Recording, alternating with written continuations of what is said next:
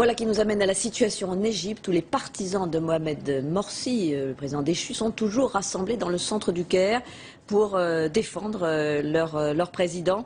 Vous allez les voir sur ces images. Ils sont actuellement près de la grande mosquée, mais ils se sont heurtés cet après-midi très violemment à l'armée. Des échanges de tirs qui ont eu lieu faisant plusieurs victimes.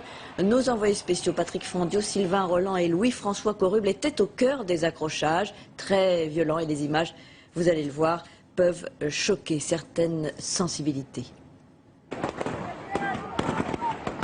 Les premiers coups de feu, 48 heures après le coup d'État. Le face-à-face tant redouté.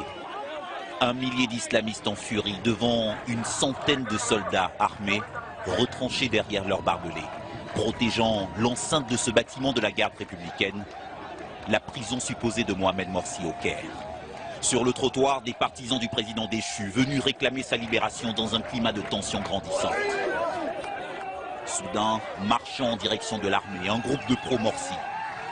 Parmi eux, ce jeune homme, arrivé à 2 ou 3 mètres des militaires, abattu à bout portant.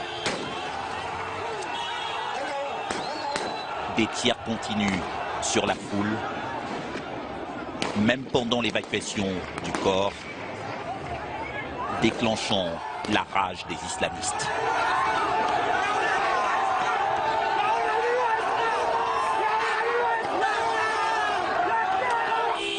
Maintenant, il n'y a plus de ligne rouge. Je vous promets, il y aura un bain de sang. Sur la chaussée, la poursuite des affrontements avec cette fois des tirs de grenades lacrymogènes. Brutale éruption de violence comme un signe de mauvais augure d'une confrontation à venir entre les militaires et les islamistes. Que Dieu nous venge. Que Dieu nous venge.